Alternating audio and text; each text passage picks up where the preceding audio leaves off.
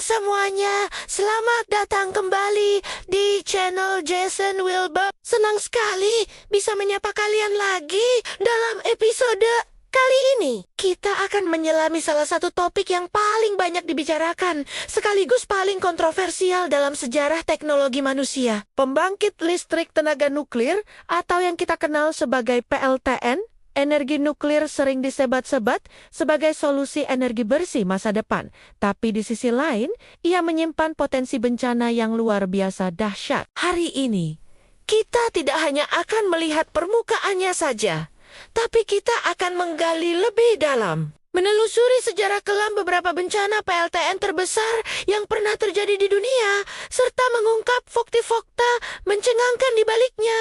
Apakah PLTN benar-benar siman yang dikatakan, atau justru ia adalah bom waktu yang sedang kita peluk? Siapkan diri kalian, karena kita akan memulai perjalanan yang menegangkan ini. Sebelum kita masuk ke insiden-insiden spesifik, mari kita pahami dulu cara kerja PLTN secara sederhana. Bayangkan, sebuah ketel uap raksasa. Di dalam reaktor nuklir, terjadi proses yang disebut fisi nuklir. Atom uranium dipecah, melepaskan energi panas yang luar biasa besar. Panas ini digunakan untuk mendidihkan air, menghasilkan uap. Uap bertekanan tinggi inilah yang kemudian memutar turbin yang terhubung dengan generator untuk menghasilkan listrik. Kunci dari semua ini adalah pengendalian. Reaksi berantai ini harus dikendalikan dengan sangat presisi, menggunakan batang kendali yang bisa menyerap neutron. Jika pengendalian ini gagal,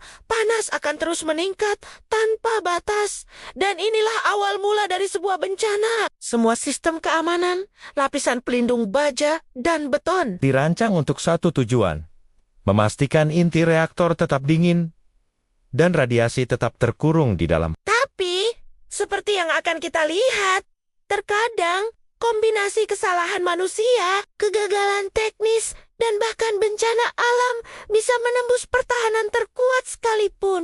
Sekarang, mari kita putar waktu kembali ke tanggal 26 April 1986.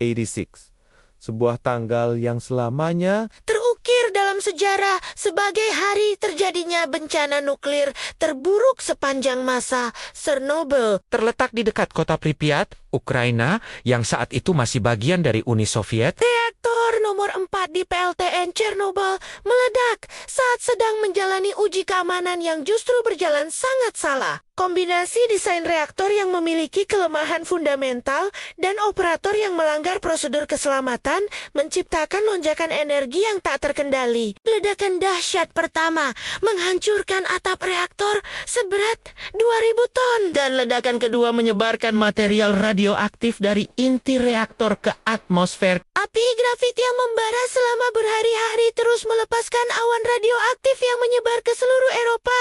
Ini bukan sekadar kecelakaan, ini adalah kiamat lokal. Para petugas pemadam kebakaran yang pertama kali tiba di lokasi bahkan tidak tahu bahwa mereka sedang berhadapan dengan radiasi mematikan. Mereka berjuang memadamkan api dengan gagah berani, tanpa perlindungan yang memadai. Dan banyak dari mereka menjadi korban pertama dari paparan radiasi akut. Dampak dari Chernobyl sungguh mengerikan dan bertahan hingga hari ini. Zona eksklusi seluas 30 km di sekitar pabrik menjadi kota hantu. Pripyat, kota modern yang dulu dihuni oleh 50.000 orang, kini kosong melompong, membeku dalam waktu. Awan radioaktif menyebarkan partikel seperti yodium-131 dan cesium-137 ke wilayah yang luas. Jutaan orang di Ukraina, Belarus, dan Rusia terpapar radiasi. Angka pasti korban jiwa masih menjadi perdebatan sengit. Namun perkiraan menyebutkan ribuan hingga puluhan ribu kematian disebabkan oleh kanker dan penyakit lain yang terkait radiasi dalam jangka panjang, terutama kanker tiroid pada anak-anak. Biaya pembersihan dan penahanan dampaknya mencapai ratusan miliar dolar. Sebuah struktur pelindung raksasa bernama No Safe Confinement kini menutupi CSCC, reaktor nomor 4. Sebuah monumen bisu, pengingat betapa berbahayanya energi yang coba kita jinakkan ini. Tragedi Chernobyl adalah pelajaran pahit tentang arogansi. Rahasiaan dan konsekuensi mengerikan ketika keselamatan diabaikan. Sekarang, mari kita bergeser dari Eropa Timur ke Jepang. Pada tanggal 11 Maret tahun 2011, gempa bumi bawah laut berkekuatan 9,0 skala Richter mengguncang pesisir timur Jepang. Ini adalah gempa terkuat yang pernah tercatat di negara itu. Gempa ini memicu tsunami raksasa dengan gelombang setinggi hingga 15 meter yang menerjang daratan. Di jalurnya berdiri PLTN Fukushima Daiichi. Saat gempa terjadi, reaktor secara otomatis mati sesuai prosedur. Namun, masalah sebenarnya baru saja dimulai. Tsunami yang datang menghantam dan membanjiri pembangkit, menenggelamkan generator diesel darurat yang seharusnya berfungsi untuk mendinginkan reaktor. Tanpa listrik untuk memompa air pendingin, suhu di dalam 3 inti reaktor mulai meningkat drastis. Batang bahan bakar nuklir menjadi sangat panas hingga meleleh. Sebuah kondisi yang disebut meltdown atau pelelehan inti reaktor. Hidrogen yang dihasilkan dari reaksi antara selubung zirkonium, bahan bakar dan uap air menumpuk. Menyebabkan serangkaian ledakan dahsyat di gedung reaktor, melepaskan material radioaktif ke lingkungan. Bencana Fukushima Daiichi menjadi bencana nuklir terburuk kedua setelah Chernobyl. Pemerintah Jepang mengevakuasi lebih dari 150.000 penduduk dari zona sekitar pembangkit. Meskipun tidak ada kematian langsung akibat paparan radiasi, bencana ini menyebabkan trauma mendalam dan dislokasi sosial yang masif. Proses dekontaminasi dan pembongkaran reaktor diperkirakan akan memakan waktu puluhan tahun dan biaya ratusan miliar dolar. Salah satu tantangan terbesar adalah pengelolaan jutaan ton air yang terkontaminasi, yang digunakan untuk terus mendinginkan sisa-sisa reaktor yang meleleh. Peristiwa ini mengguncang kepercayaan publik terhadap energi nuklir di seluruh dunia. Jerman, misalnya, memutuskan untuk mempercepat penutupan semua PLTN mereka. Fukushima menjadi pengingat yang menyakitkan bahwa bahkan di negara dengan standar keselamatan dan teknologi paling canggih sekalipun, bencana alam yang tak terduga dapat memicu kegagalan beruntun dengan konsekuensi yang tak terbayangkan. Selain dua raksasa ini, ada beberapa insiden lain yang, meskipun skalanya lebih kecil, tetap menjadi peringatan serius. Salah satunya adalah kecelakaan 3 Mile Island di Pennsylvania, Amerika Serikat pada tahun ke-1979. Di sini, terjadi pelelehan sebagian inti reaktor akibat kombinasi kegagalan katup dan kesalahan operator dalam memahami situasi. beruntungnya struktur penahan reaktor berhasil berfungsi dengan baik sehingga pelepasan radiasi ke lingkungan sangat terbatas. Tidak ada korban jiwa atau dampak kesehatan jangka panjang yang terdeteksi secara signifikan. Namun, insiden ini menimbulkan ketakutan besar di Amerika dan secara efektif menghentikan pembangunan PLTN baru di negara itu selama 3 dekade. 3 Mile Island menunjukkan bahwa bahkan nyaris celaka pun sudah cukup untuk menggoyahkan kepercayaan publik dan industri nuklir secara keseluruhan. Ini adalah bukti pentingnya sistem keamanan berlapis dan pelatihan operator yang sangat baik. Dari Chernobyl, Fukushima, hingga 3 Mile Island, kita bisa melihat sebuah pola. Bencana nuklir jarang disebabkan oleh satu faktor tunggal. Seringkali, ini adalah kombinasi tragis dari desain yang kurang sempurna, kegagalan peralatan, faktor alam yang ekstrem, dan yang paling krusial, kesalahan manusia.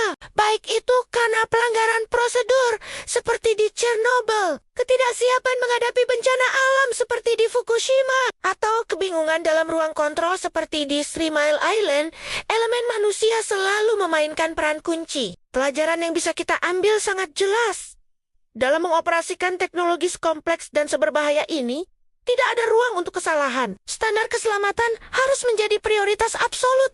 Budaya transparansi harus ditegakkan.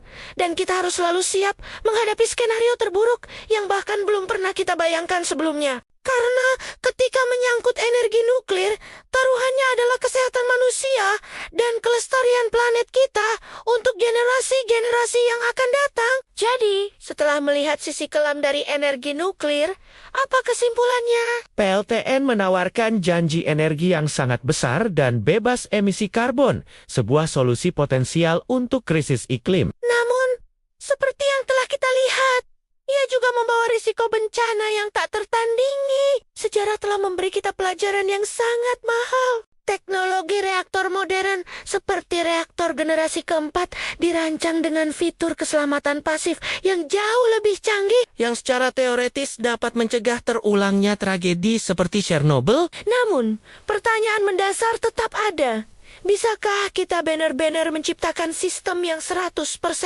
aman dari kegagalan teknis, kesalahan manusia, dan amukan alam? Dan bagaimana kita menangani masalah limbah nuklir yang tetap radioaktif selama ribuan tahun? Ini adalah perdebatan kompleks tanpa jawaban yang mudah. Setiap negara dan setiap komunitas harus menimbang sendiri antara manfaat dan risikonya. Terima kasih banyak sudah menyimak perjalanan kita menelusuri sejarah bencana PLTN dunia. Semoga video ini memberikan wawasan baru dan memicu pemikiran kritis kalian tentang energi nuklir. Apa pendapat kalian? Apakah energi nuklir adalah jalan ke depan atau risiko yang terlalu besar untuk diambil? Tuliskan pendapat kalian di kolom komentar di bawah.